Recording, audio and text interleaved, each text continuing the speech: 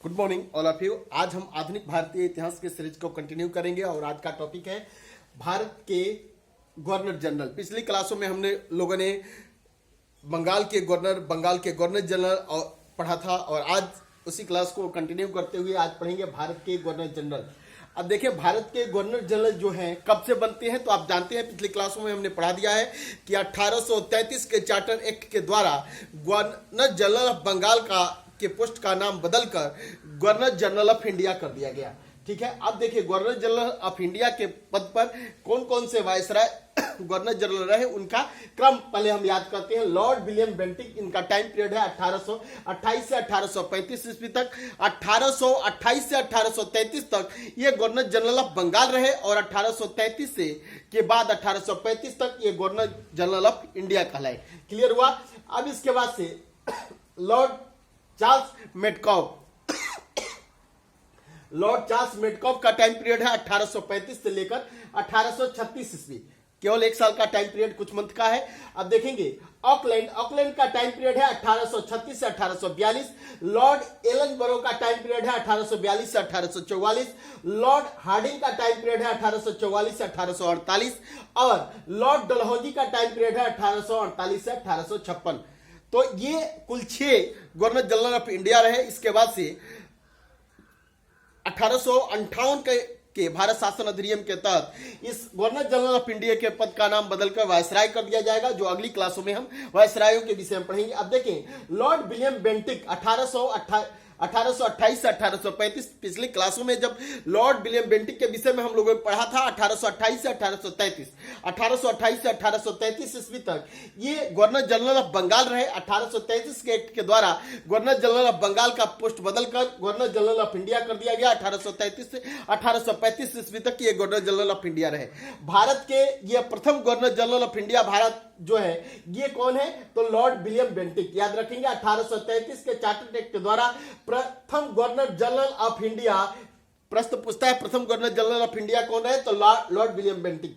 1835 ईस्वी में, अब देखें पिछली क्लासों में जब हम गवर्नर जनरल ऑफ बंगाल पढ़ रहे थे उसमें हम लोगों ने देखा था कि गवर्नर जनरल ऑफ बंगाल रहते हुए लॉर्ड विलियम बेंटिक ने 1828 से 33 तक क्या किया था, जिसमें हम लोगों ने पढ़ा था कि इन्होंने सती प्रथा को प्रतिबंधित कर दिया था। 1829 राजा राम मोहन राय के सहयोग से 1829 में अधिनियम 17 लाकर सती प्रथा को बैन कर दिया।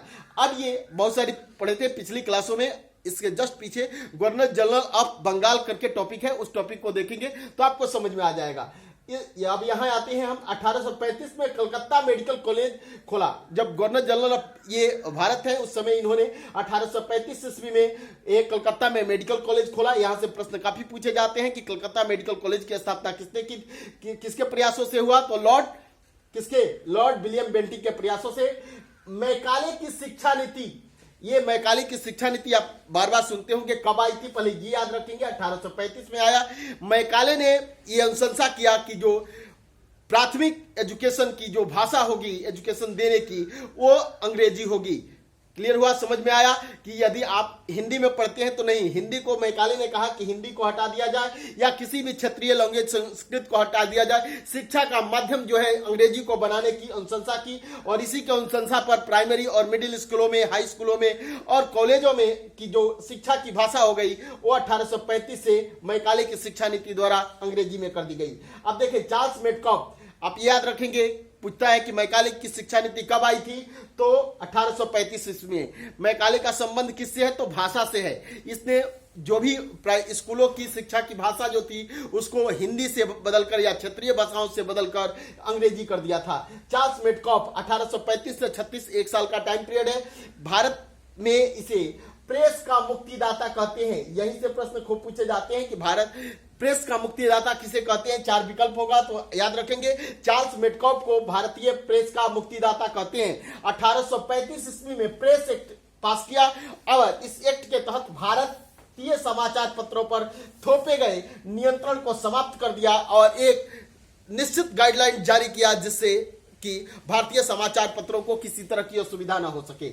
ऑकलैंड, ये याद रखेंगे, ऑकलैंड का नाम 1836 से लेकर 1842 ईस्वी काफी इजी है, ये डेट याद भी करना। 1836 से 42 प्रथम आंग्ल अफगान युद्ध, अफगानिस्तान के साथ अंग्रेजों ने प्रथम युद्ध जो किया था वो ऑकलैंड के टाइम पीरियड में ही किया था। कब से कब, ये डेट याद रखेंगे, 1839 से 42 ईस्वी के बीच प्रथम आंग्ल अफगान युद्ध हुआ था। किसके काल में? गवर्नर जनरल ऑफ भारत कौन थे? तो ऑकलैंड थे। सड़क ए आजम, यहां से प्रश्न खूब पूछे जाते हैं। सड़क ए आजम का निर्माण शेर शाह सूरी ने कराया था। अब पिछली क्लासों में हम जब शेर शाह के विषय में पढ़ रहे थे तो ये सारी चीजें पढ़ा था। तो सड़क ए आजम का इसने मरम्मत कराया है। सड़क ए आजम वही है जिसे प्राचीन काल में, मौर्य काल में जब हम पढ़ रहे थे तो हम लोगों ने पढ़ा था कि उत्तरापथ, इसे मौर्य काल में उत्तरापथ कहते थे और शेर शाह ने इसे सड़क ए आजम नाम दिया और ऑकलैंड ने सड़क ए आजम का जीर्णोद्धार मरम्मत कराया और इसे ग्रांड ट्रंक रोड, सड़क ए आजम का नाम ऑकलैंड ने क्या दिया? Grand trunk road. क्लियर हुआ? उत्तरापथ ये कहां से कहां तक है? तो यदि देखेंगे तो पश्चिम बंगाल से लेकर पंजाब तक ये रोड जाता है। यही प्राचीन एन काल में उत्तरापथ के नाम से जाना जाता था। इसी के काल में प्रारंभिक स्कूलों में शिक्षा का माध्यम क्षेत्रीय भाषा रखा गया। आपने देखा कि 1835 में कहा था मैकाले ने कि शिक्षा का माध्यम अंग्रेजी होगा, लेकिन ऑकलैंड के टाइम में स्कूलों में, प्राइमरी स्कूलों में, प्राथमिक स्कूलों में शिक्षा का जो माध्यम कर दिया गया वो क्षेत्रीय भाषा, यानी कि उस एरिया में जो भी क्षेत्रीय भाषा बोली जाती थी उस भाषा में प्राइमरी एजुकेशन देने की चर्चा किसने की थी, बात की थी? ऑकलैंड ने। याद रखेंगे, यहां से प्रश्न पूछता है कि किसके काल में प्राइमरी स्कूलों में शिक्षा का माध्यम क्षेत्रीय भाषा हो गया? तो याद रखेंगे ऑकलैंड के टाइम में। मेडिकल छात्रों को बाहर जाने का आदेश, भारत से बाहर मेडिकल की शिक्षा प्राप्त करने के लिए का आदेश किसने दिया? ऑकलैंड ने दिया। ये दोनों काम ऑकलैंड के काफी महत्वपूर्ण हैं। इसके बाद देखें लॉर्ड एलन बरो, इनका टाइम पीरियड है 1842 ईस्वी से 1844 ईस्वी तक। दास प्रथा को समाप्त कर दिया। प्रश्न आप लोगों से है, आप पिछली क्लासों में जब हम मुगल पढ़ रहे थे तो मुगल वंश में हमने अकबर के विषय में पढ़ा था और अकबर में मैंने बताया था कि अकबर ने भी एक बार दास व्यवस्था को प्रतिबंधित कर दिया था। आप कमेंट बॉक्स में इसका जवाब देंगे कि किस वर्ष अकबर ने दास प्रथा को प्रतिबंधित किया था। तो पूरी तरह से एक निश्चित कानून बनाकर 1843 ईस्वी में एलन बरो ने दास प्रथा को समाप्त कर दिया। यहां से काफी प्रश्न पूछे जाते हैं कि किस गवर्नर जनरल ने जो है दास प्रथा को बंद कर दिया? तो एलन बरो ने। कब? 1843 ईस्वी में। सिंध का विलय 1843 ईस्वी, ये भी प्रश्न काफी महत्वपूर्ण है। सिंध का विलय अंग्रेजी साम्राज्य में कब किया गया? तो 1843 में ब्रिटिश साम्राज्य का हिस्सा सिंध को बना दिया। किसने बनाया? एलन बरो के टाइम पीरियड में। अब देखें लॉर्ड हार्डिंग, इनका टाइम पीरियड है 1844 से 1848 ईस्वी और नरबली प्रथा को प्रतिबंधित कर दिया। याद रखेंगे कि नरबली, प्रश्न पूछेगा नरबली प्रथा को किसने प्रतिबंधित किया था? तो गवर्नर जनरल लॉर्ड हार्डिंग ने, और जिनका टाइम पीरियड 1844 से 48 तक है, इसने नरबली प्रथा को प्रतिबंधित कर दिया। नरबली को बंद करने के लिए कैंपबेल को नियुक्त किया।